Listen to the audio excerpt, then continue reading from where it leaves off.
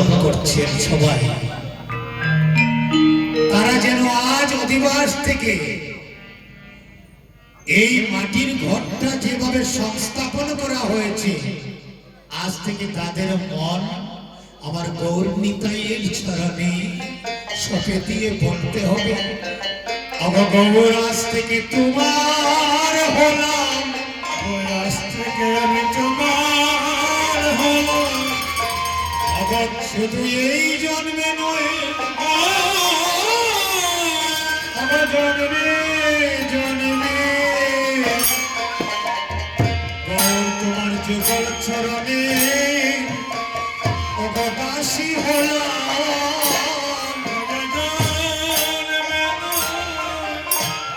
জন্মে তোমার যুগল চরণে অবদাসী হলাম, আমার শুধু এই জন্মে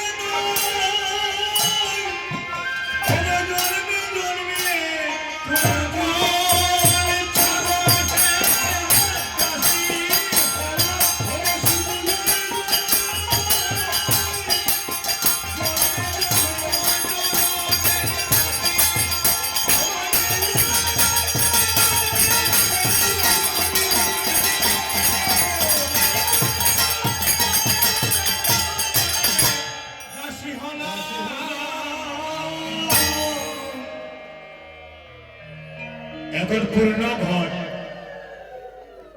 পূর্ণ ঘট করহ স্থাপন।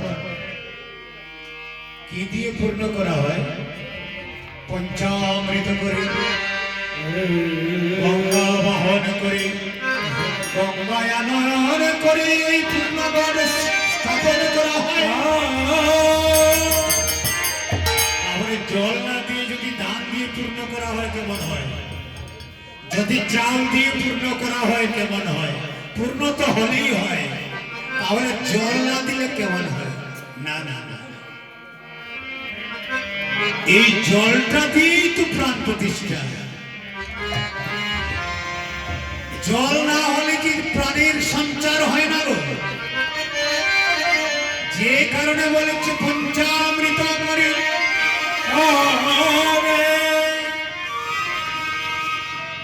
পঞ্চামৃত করে পূর্ণ ঘট করহ স্থাপন।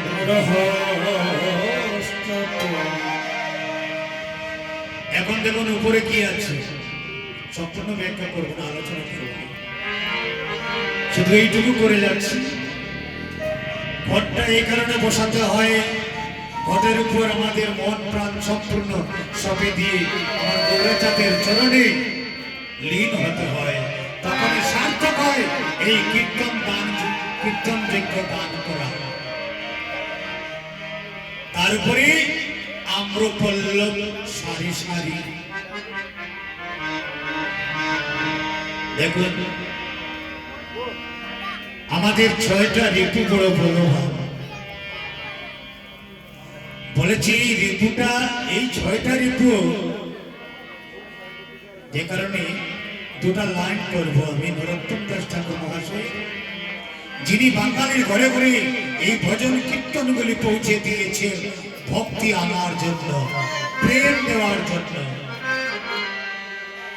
অবহে গোবিন্দ গোপীনা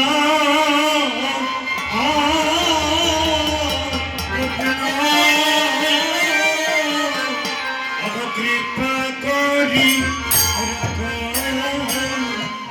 শ্রী চরণে গোপীনা,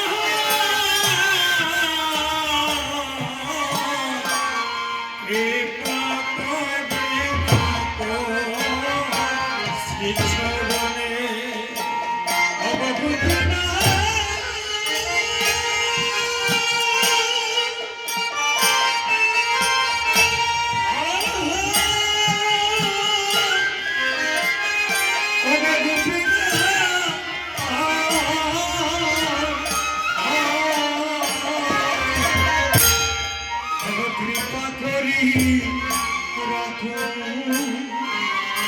শ্রী চরণে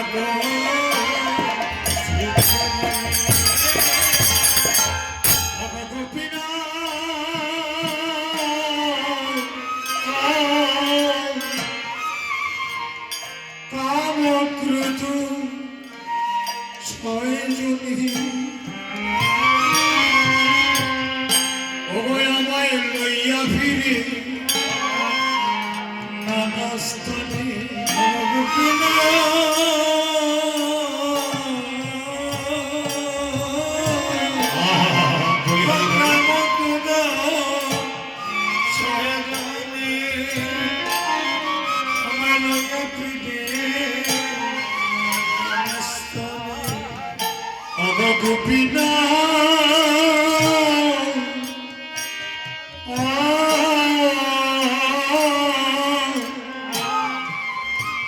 অগকাম ক্রোধ ছয়জনী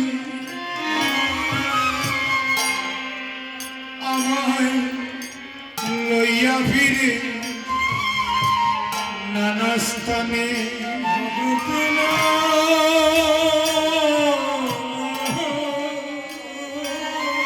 Hare Hare please.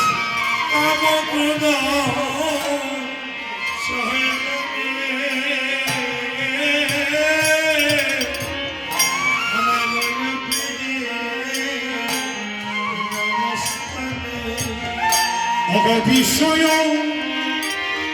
গুঞ্জয় নানামতি আমার বিষয় গুঞ্জয় নানামতি বিনা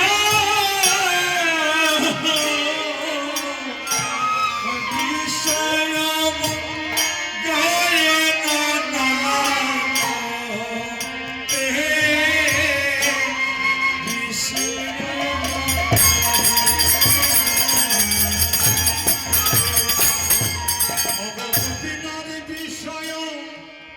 গায়ে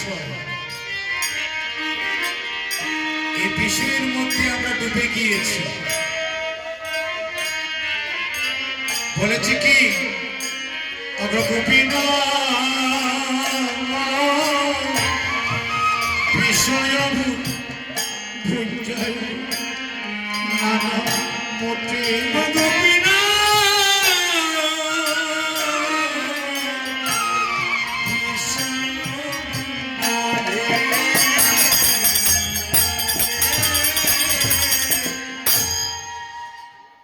গোবিন্দের কাছে এই প্রার্থনা করো, হে গোবিন্দ,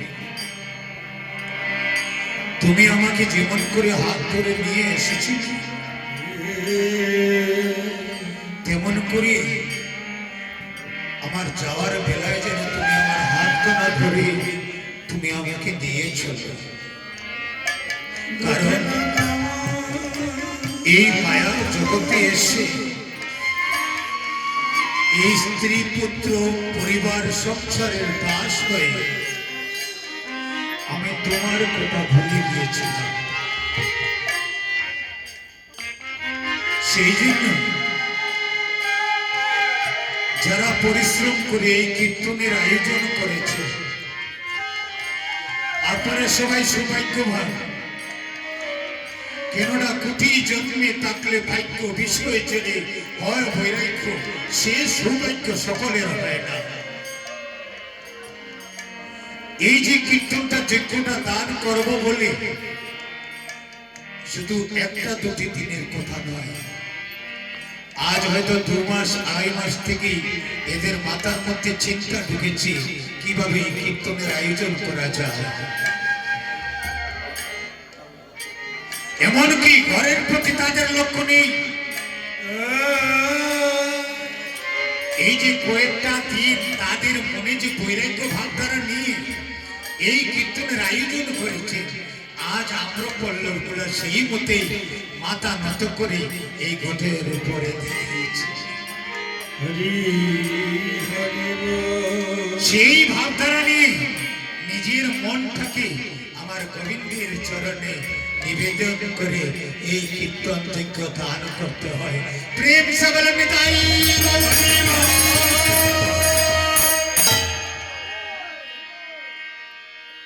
তার উপরে একখানা নারিকেল দেওয়া আছে। নারিকেলটা কেন দেওয়া হয় মায়ের একটু মন দিয়ে শুনো।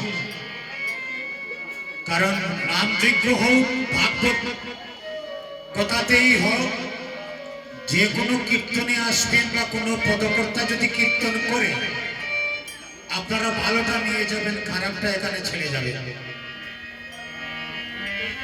এখানে কিছু যখন নিয়ে যাওয়ার জন্য এসেছেন, দেখবেন অনেকে বৃন্দাবন ভ্রমণ করে, তীর্থ ভ্রমণ করে, কেউ যায় বৃন্দাবন দেখতে আর কেউ যায় বৃন্দাবনের রস আস্বাদন করতে, বৃন্দাবনের ধুলা মাখতে। কেউ যায় বাজার করতে, কেউ যায় ভালো ভালো বস্তু খরিদ করে আনতে। যে কারণে এখানে যারা এসেছেন চিন্তা করবেন, এই যে বৃন্দাবনে আসলাম, এখান থেকে যদি কিছু নিয়ে যেতে না পারি তাহলে ওই যে ভাবে আসা যাওয়াই হলো সার। আসবেন আর যাবেন, আসবেন আর যাবেন, কতবার যে আসবেন ঠিক নেই। তবে এই দুর্লভ মানব জন্ম, এই দুর্লভ মানব জন্ম মাত্র পেয়েছেন, আর আশা করবেন না, আর কিন্তু আশা করবেন না যে আবার আমি মানুষ হয়ে আসবো, অসম্ভব, সেই কাজই করতে পারছি না আমরা। একবারই পেলে এই সুযোগটা হাতছাড়া করবেন না। যে কারণে বলেছি কি জানেন, অবশ্য ঠাকুরানী সীতা বৈষ্ণব আমন্ত্রণ কর যতনে, আমন্ত্রণ করো পৃথক পৃথক জনে জনে বলি গৌরায় আজ্ঞা দিলা সভা বৈষ্ণব করো আমন্ত্রণ। মাইল্য চন্দন চুয়াকৃত মধু ভদি দিয়া পূর্ণবট করহস্থাপন আরোপণ করি খোলে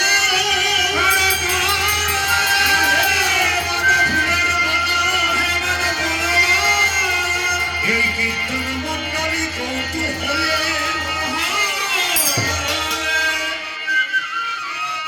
অবসরে হরি হরি বলে